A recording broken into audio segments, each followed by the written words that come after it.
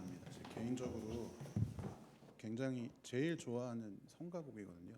제가 설교할 때 해주셔가지고 너무 감사합니다. 알고 하신 건 아니겠지만 우리 좌우에 계신 분, 앞뒤에 계신 분 이렇게 한번 인사해 보시면 좋겠습니다. 잘 오셨습니다. 네, 한 번 더 인사해 보겠습니다. 성령과 함께하는 예배 되시길 축원합니다. 이렇게 한번 인사해 볼까요? 네, 감사합니다. 얼마 전에 저희가 설 연휴를 이제 보냈지요. 저는 어렸을 적에 저희 부모님 고향이 제주도여서 항상 제주도에 가서 이제 친척 집에 가서 이제 시간을 보냈습니다. 저희 이제 그 친가도 칠남매고 외가도 칠남매이기 때문에 가면 이제 친척들이 엄청 부글부글합니다.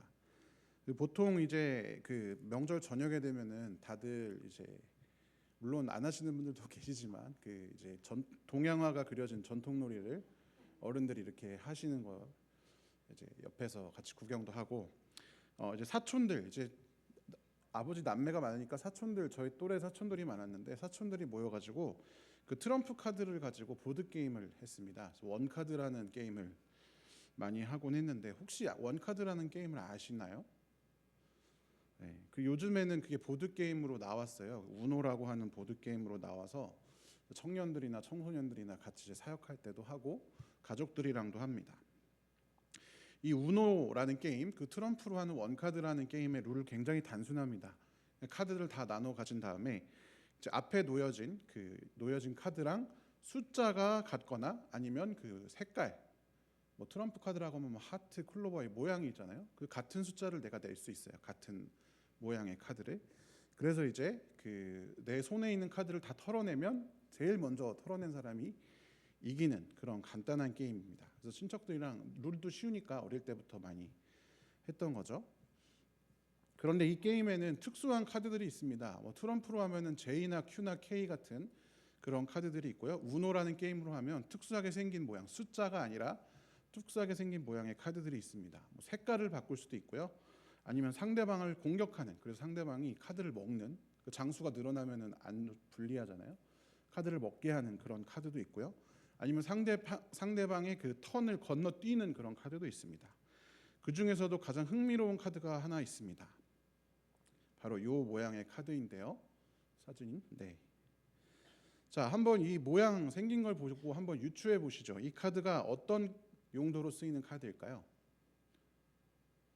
뭔가 화살표가 이게 앞뒤로 이렇게 있는 거 보니까 이 카드는 무슨 카드냐면 순서 바꾸기 카드입니다. 그러니까 이 카드를 내면 게임의 진행 방향이 반대로 바뀝니다. 얼핏 보면 큰 영향이 없이 그냥 순서만 바꾸는 거 아닌가 싶지만 게임의 흐름을 완전히 뒤집을 수도 있는 강력한 카드입니다. 여러분 그 전통놀이 동양화 그려진 전통놀이는 광파는 순서대로 하잖아요. 근데 갑자기 순서가 뒤집힌다고 생각해 보세요. 반대로 그러니까 오른쪽으로 돌아야 되는데 왼쪽으로 돈다. 그야말로 게임의 판도가 내가 지금 여기서 이 쌍피를 먹어야 된다. 또 요걸 먹어야 이 패를 내가 먹어야 되는데 이게 순서가 바뀌면 내가 못 먹잖아요. 그러면 전혀 이제 점수가 달라지는 거. 그러니까 이 게임을 하다가 이 순서 바꾸는 카드를 내버리면 엄청 판도가 바뀌면서 게임 자체의 향방이 바뀌어져 버린다라는 것입니다. 그야말로 게임의 판도를 바꿀 수 있는 카드가 바로 순서 바꾸기 카드입니다. 이 작은 카드 한 장이 예상치 못한 결과를 만들어냅니다. 그런데 이것은 비단 명절날 보드게임판에서만 일어나는 일은 아닌 것 같습니다. 오늘 말씀에서도 예수님께서는 세상의 흐름을 뒤집는 순서 바꾸기를 말씀하십니다. 오늘 본문의 말씀을 세번역 성경으로 다시 한번 읽어보겠습니다. 네, 세번역 성경으로 같이 한번 읽어보겠습니다. 그러므로 너희는 무엇이든지 남에게 대접을 받고자 하는 대로 너희도 남을 대접하여라. 이것이 율법과 예언서의 본뜻이다. 아멘. 오늘의 본문은 황금률이라는 그 말로 잘 알려져 있는 그런 본문이기도 합니다. 교회 다니지 않는 사람들도 이 구절을 굉장히 많이들 알고 있을 정도인데요. 왜 그 오늘의 본문을 황금률이라는 말, 영어로 하면 골든 룰이 되는데요. 왜 이렇게 부르냐 하면 이게 황금이라는 것이 옛날에도 비싸고 오늘날에도 비싸잖아요. 그러니까 보편적이고 변하지 않는 귀한 가치를 지녔다 해서 이 말이 굉장히 그런 가치 있는 말이다. 그러니까 시대를 초월하여서 중요한 법칙이다라는 뜻으로 황금률이라고 하기도 하면서 동시에 이 황금이라는 것이 희귀하니까 비싼 거잖아요. 그것처럼 이게 실제로 지키기가 쉽지가 않아서 정말 이대로 지키는 사람이 드물다. 그래서 그렇게 가치 있다라는 뜻으로 황금률, 황금 같은 법칙이기 때문에 황금률 이런 이름을 가지게 되었습니다. 여러분 왜 이 법칙이 황금률이고 예수님께서 말씀하셨으면서 동시에 우리가 이렇게 하면 좋겠다라고 생각하면서도 왜 이것이 그렇게 지키기가 어려운 법칙일까요? 왜냐하면 세상의 방식이 기브 앤 테이크로 동작하기 때문입니다. 기브 앤 테이크, 줘야 받는 거죠. 세상의 법칙은 주는 만큼 돌려받는 것입니다. 마치 결혼식 축의금이나 장례식 조의금 같은 형태라고 보시면 되겠죠. 결혼식 축의금이나 장례식 조의금을 주고받듯이 모든 관계에서 받은 만큼 주고 또 내가 준 만큼은 내가 반드시 받아야 한다라는 생각을 우리가 하곤 합니다. 내가 좋은 대접을 하면 상대도 나에게 그에 걸맞는 대접을 해주기를 기대합니다. 만약 그렇지 않으면 손해보았다라는 생각이 들죠. 받기 전에 먼저 주는 것은 어리석다고 생각하는 경우도 많이 있습니다. 그것은 꼭 경제적인 가치, 그러니까 돈을 주고받는 그런 경우에만 한정된 일은 아닙니다.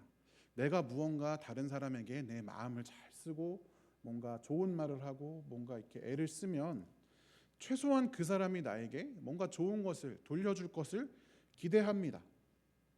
사실 내가 잘해주는 것과 그 사람이 돌려주는 것은 별개의 문제인데 우리가 마치 이것이 연결되어 있는 것처럼 생각을 합니다. 여러분 저도 그렇고 여기 계신 여러분들도 혹시나 먼저 받아야 베풀 수 있다. 아니면 내가 받은 만큼 줘야 한다. 아니면 내가 먼저 받아야 그만큼 줘야 한다.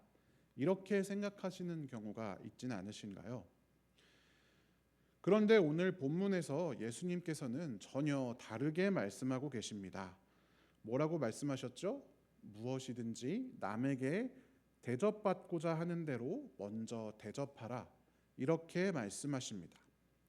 우리가 익숙한 세상의 방식, 주는 것이 먼저 가고 받는 것이 뒤에 오는 기브 앤 테이크의 순서를 완전히 뒤집는 명령입니다. 남에게 받고자 하는 그 모습 그대로 남을 대접하여라.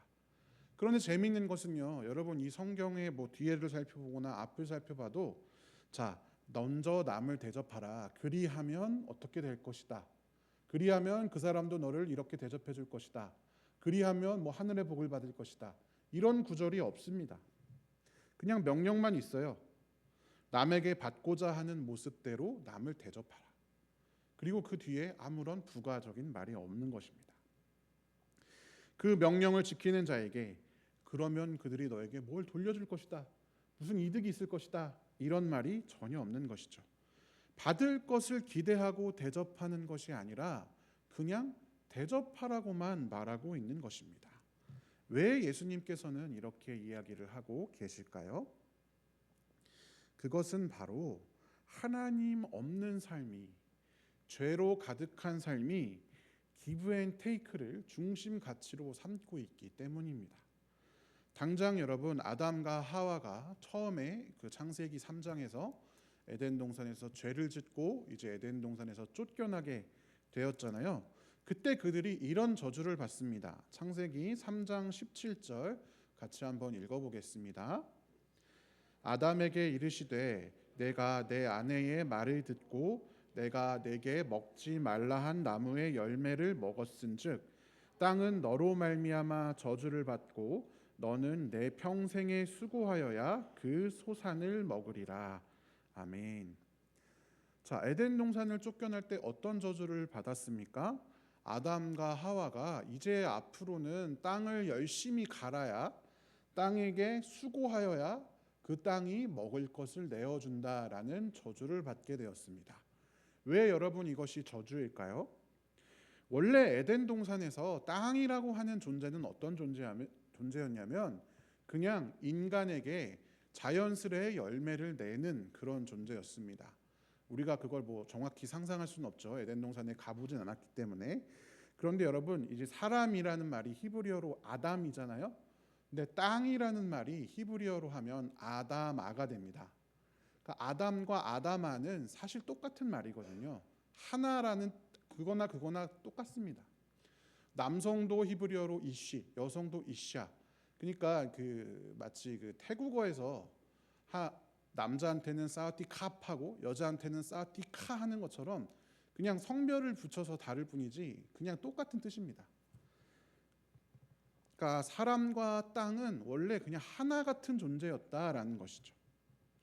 그러니까 사람과 땅이 별개로 존재하는 것이 아니라 뭔가 거래적인 관계가 아니라 사람이 원하면 땅이 되고 그런 이제 하나로 된 존재가 에덴 동산에서의 사람과 땅의 관계였습니다. 그러나 죄를 짓고 하나님으로부터 유리된 하나님께로부터 쫓겨난 삶은 어떻게 되어지냐? 철저한 기브 앤 테이크로 변해버리게 된 것입니다. 늘 자연스레 먹을 것을 내주던, 그러니까 어딜 가나 내가 먹을 것이 있었던 그 에덴 동산에서의 아담의 삶은 이제 땅을 갈고 농사짓지 않으면 소산을 전혀 내어주지 않는, 그러니까 뭔가 수고를 해야만 그 땅이 내게 오케이 좋아 너 이만큼 했으니까 내가 줄게, 이런 관계로 땅과 인간의 관계가 바뀌어 버렸습니다.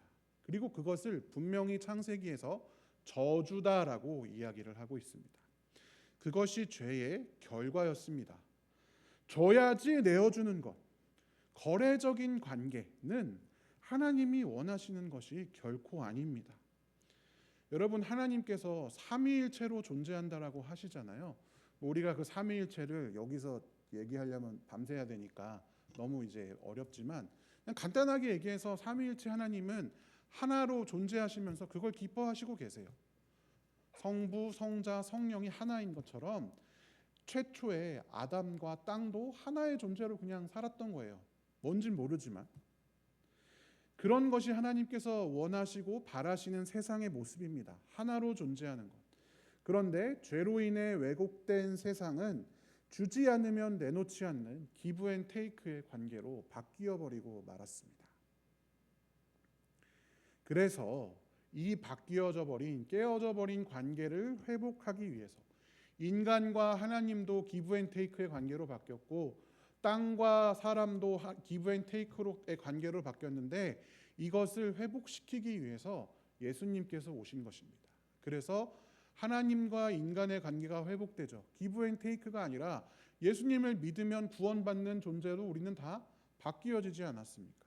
땅과 인간의 존재도 마찬가지고 인간과 인간 사이의 관계도 마찬가지입니다.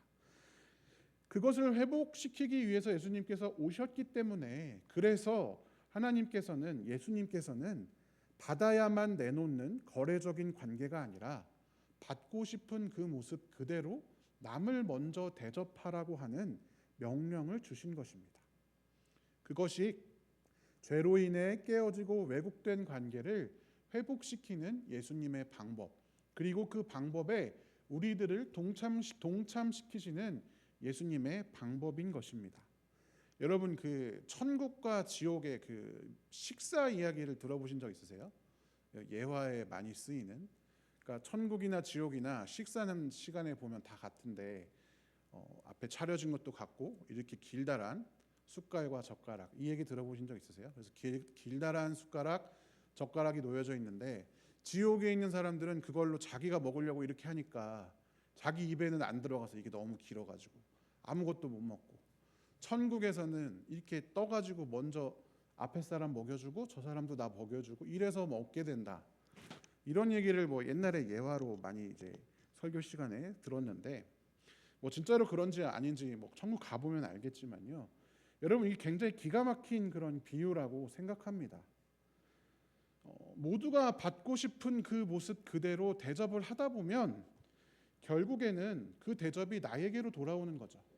천국에는 내가 일단 내 먹는 거 생각하지 않고 남의 입에 먼저 먹을 걸 먹어주면 그 사람도 내 입에 먹여주듯이 내가 일단 내 입에 들어올 것, 나에게 다시 대접받을 것 생각하지 않고 고려하지 않고 다른 사람을 내가 받고 싶은 그대로 대접해주면 언젠가는 그 대접이 나에게로 다시 돌아오게 되는 것. 그것이 천국, 하나님 나라인 것입니다.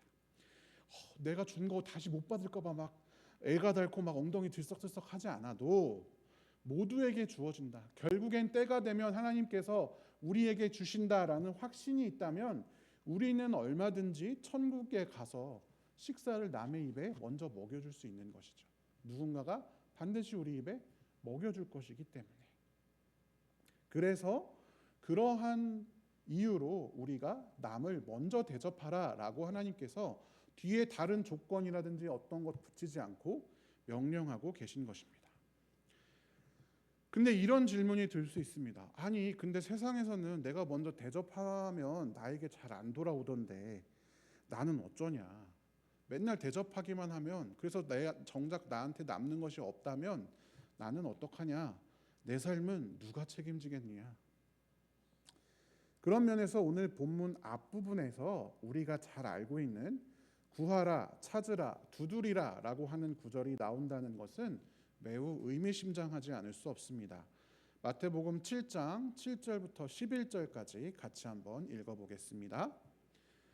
구하라, 그리하면 너희에게 주실 것이요, 참으라, 그리하면 찾아낼 것이요, 문을 두드리라, 그리하면 너희에게 열릴 것이니 구하는 이마다 받을 것이요, 찾는 이는 찾아낼 것이요, 두드리는 이에게는 열릴 것이니라. 너희 중에 누가 아들이 떡을 달라 하는데 돌을 주며 생선을 달라 하는데 뱀을 줄 사람이 있겠느냐? 너희가 악한 자라도 좋은 것으로 자식에게 줄 알거든 하물며 하늘에 계신 너희 아버지께서 구하는 자에게 좋은 것으로 주시지 않겠느냐? 아멘. 구하라, 주실 것이다. 찾으라, 찾아낼 것이다. 두드리라, 문이 열릴 것이다 라고 한 이 구절 바로 뒤에 남에게 대접받고자 하는 대로 남을 대접하라 라고 하는 이 구절이 붙어 있는 거죠. 앞뒤가 연결이 없는 것처럼 무슨 상관이 있나 생각하지만 그렇지가 않습니다. 여러분, 만약에요, 세상에 하나님이 없다면, 하나님이 안 계시다라면 기브앤테이크로 해야 합니다. 기브앤테이크가 맞는 방법일 수밖에 없습니다. 왜냐? 세상의 모든 것들은 다 한정되어 있기 때문입니다. 돈도 한정되어 있고요, 자원도 한정되어 있고, 먹을 것도 한정되어 있습니다. 세상 사람들은 그것을 어떻게든 조금이라도 더 가지려고, 그리고 미래에도 더 가질 수 있는 그런 확신을 가지려고 그렇게 오늘 하루도 이렇게 안달복달하면서 사는 것 아니겠습니까? 이게 흔하면 누구에게나 이제 획득할 수 있다라고 한다면 가치가 없어지는데, 그게 한정되어 있기 때문에 세상에 가치가 발생하는 거죠. 그래서 이 내가 갖고 있는 돈이라든지 먹을 것이라든지 명예라든지 권력이라든지 이런 것들을 잃으면 나에게 말 그대로 사라져 버립니다. 그렇기 때문에 하나님이 만약에 계시지 않다면 기브앤테이크가 맞는 방법일 수밖에 없는 거죠. 최소한 내가 어느 정도는 확보를 해야 줄 수 있는 거잖아요. 그래야 내가 아무것도 없어지는, 쉽게 말하면 패가망신하는 그런 위험에서 벗어날 수 있는 것 아니겠습니까? 그러나 하나님이 살아계신다라고 하는 이 전제가 여기에 끼어들면요, 놀라운 변수가 하나 추가됩니다. 그것은 무엇이냐? 세상의 모든 것이 한정되어 있는데 그 한정된 것의 주관자가 하나님이시기 때문에 얼마든지 만들어내실 수도 있고요, 얼마든지 주관하실 수도 있으신 분이 하나님이십니다. 그러니까 단순히 그냥 어떤 존재가 하나 뚝 들어오는 수준이 아니라 그 모든 것에 판을 까시는 분이 하나님이신 거죠.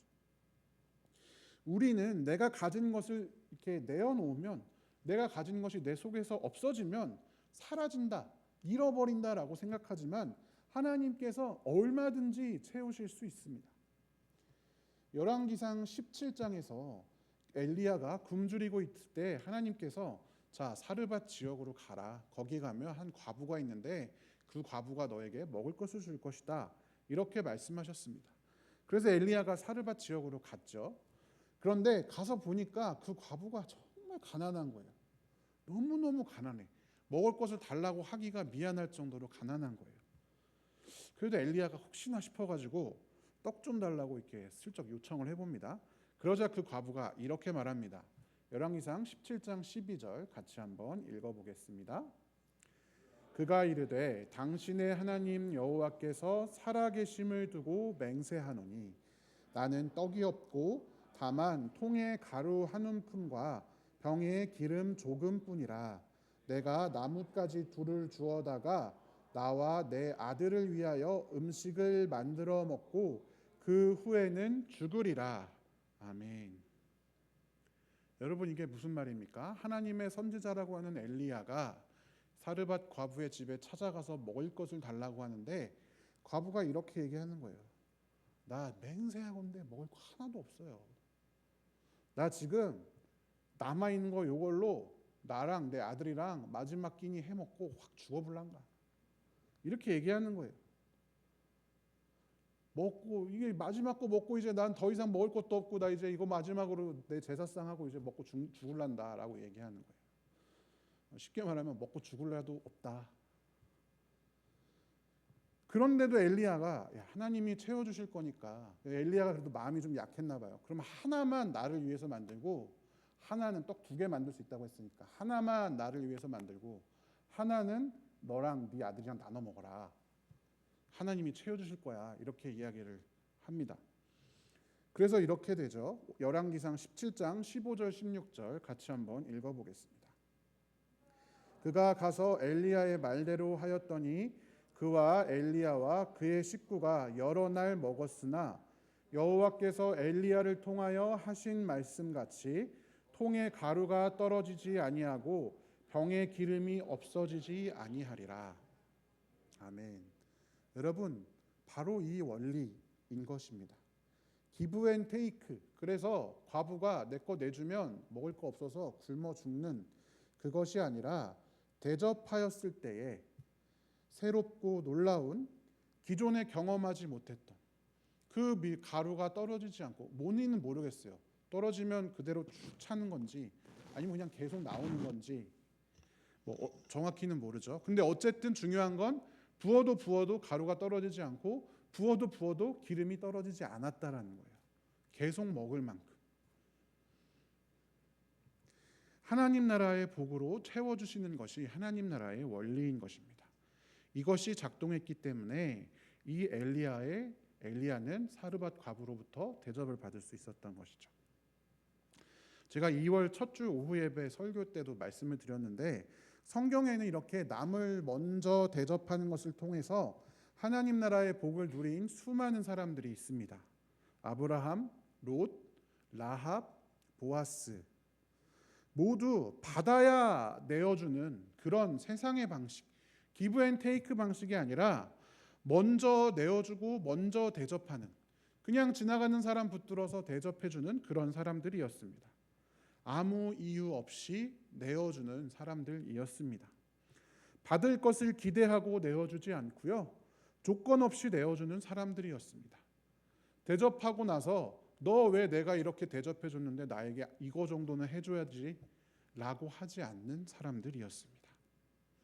그 결과 그들은 단순히 하나님이 채워주는 물질적인 복뿐만이 아니라 예수님의 족보에 기록되는 구원의, 온 인류를 구원하는 그 하나님의 구원의 역사에 씨앗이 되는 영원한 영광을 누리게 되었던 것입니다. 사랑하는 성도 여러분, 우리는 하나님 나라의 백성입니다. 세상의 순서는 주는 만큼 돌려준다, 받는 만큼 준다입니다. 사실 여러분, 근데 이것도 쉽지 않아요. 그렇기 때문에 이것도 제대로 못하는 사람들이 많기 때문에 세상 사람들이 입에 달고 다니는 말이 이런 배은망덕한 놈을 봤나 라는 이런 말이 입에 붙어 있어요. 내가 너한테 어떻게 했는데 나한테 이렇게 하냐고.